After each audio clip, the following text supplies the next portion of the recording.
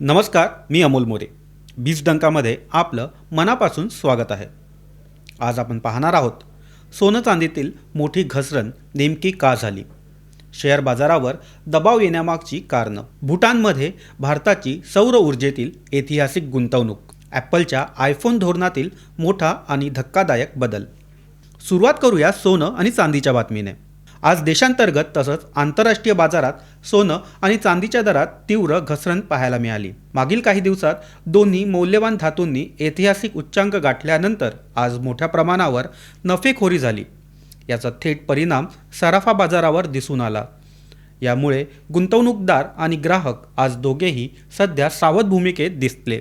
आंतरराष्ट्रीय बाजारात सकाळच्या सत्रात सोन्याच्या दरात अचानक मोठी घसरण झाली.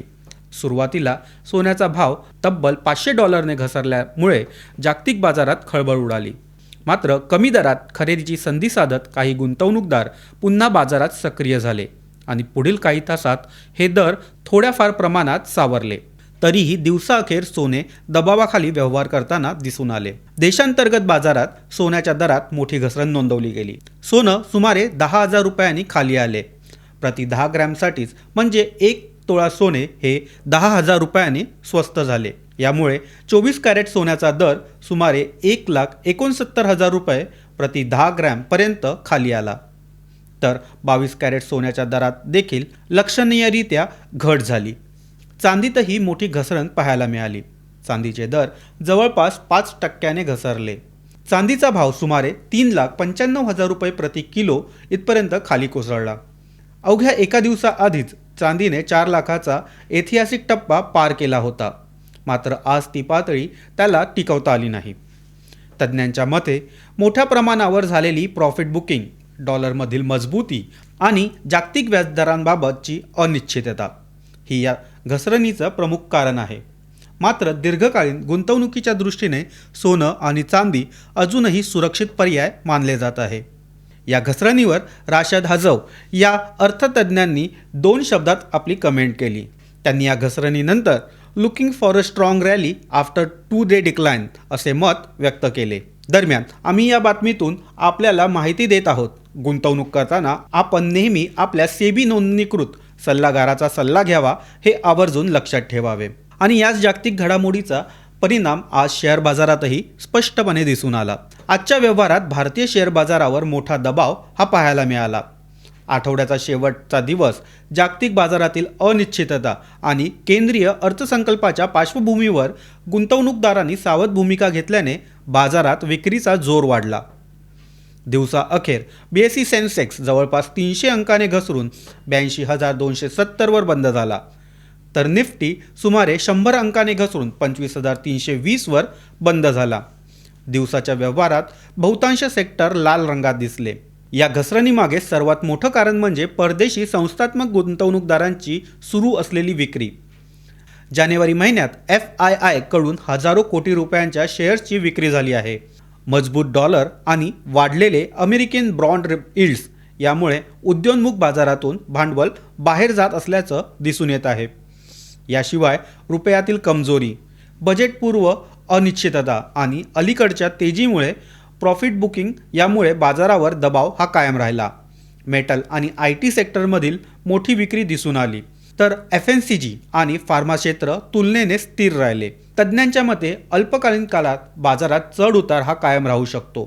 मात्र दीर्घकालीन गुंतवणूकदारांनी घाई न करता मजबूत मूलभूत आधार असलेल्या कंपन्यांवर लक्ष केंद्रित करावं. दरम्यान बाजारात दबाव असतानाच भारत ऊर्जा क्षेत्रात मात्र आंतरराष्ट्रीय पातळीवर मोठी झेप घेताना दिसत आहे.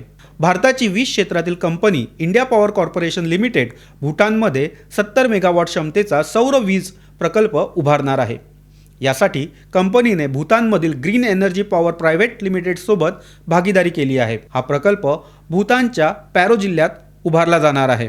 ही गुंतवणूक केवळ एका प्रकल्पापुरती मर्यादित नसून पुढील 5 वर्षात भूतानमध्ये एकूण 1.5 गिगावॅट सौर वीज क्षमता उभारण्याचा IPCLचा मानस आहे. भूतान सरकारच्या 2034 पर्यंतच्या हरित ऊर्जा उद्दिष्टात हा प्रकल्प महत्त्वाची भर घालणार आहे. सुमारे 200 एकर क्षेत्रावर उभारल्या जाणाऱ्या या प्रकल्पामुळे स्थानिक रोजगार निर्मितीलाही मोठी चालना मिळणार आहे. भारत भूतान ऊर्जा सहकार्य अधिक मजबूत होणार आहे. स्वच्छ ऊर्जा आणि शाश्वत विकासाच्या दिशेने हे एक मोठे पाऊल मानले जात आहे. ऊर्जा क्षेत्रात असे सकारात्मक बदल होत असताना तंत्रज्ञान क्षेत्रातही एक मोठा बदल पाहायला मिळत आहे. जगप्रसिद्ध स्मार्टफोन निर्माता ॲपलने 2026 साठी आपल्या आयफोन धोरणात मोठा बदल करण्याचा निर्णय हा घेतला आहे. कंपनीने आता सामान्य आयफोनपेक्षा प्रीमियम आणि फोल्डेबल आयफोन मॉडेल्सवर अधिक लक्ष केंद्रित करणार असल्याची माहिती दिली आहे. मिळालेल्या माहितीनुसार ॲपल 2026 मध्ये आपला पहिला फोल्डेबल आयफोन सादर करू शकतो.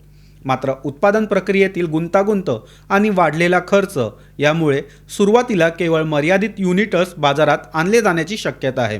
याचा थेट परिणाम बेस आयफोन मॉडेलवर होणार असून 2026 मधील सामान्य आयफोन उशिरा म्हणजेच 2027 मध्ये येण्याची शक्यता वर्तवली जात आहे. वाढलेले उत्पादन खर्च यामुळे अधिक नफा देणाऱ्या प्रीमियम मॉडेल्सवर लक्ष केंद्रित करत असल्याचं ॲपलचं म्हणणं आहे.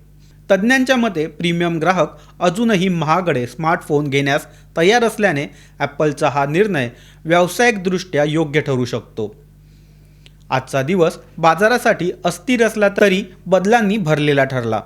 सोनं आणि चांदीच्या दरात मोठी घसरण, शेअर बाजारात दबाव, ऊर्जा क्षेत्रात भारताची आघाडी आणि तंत्रज्ञान क्षेत्रात ॲपलचा नवा मार्ग, या सगळ्या घडामोडी पुढील काळाची दिशा ठरवणाऱ्या आहेत. आपल्याला या बातम्या कशा वाटल्या कमेंटमध्ये नक्की सांगा. आमच्या चॅनलला लाईक करा, फॉलो करा आणि शेअर करायला विसरू नका. धन्यवाद.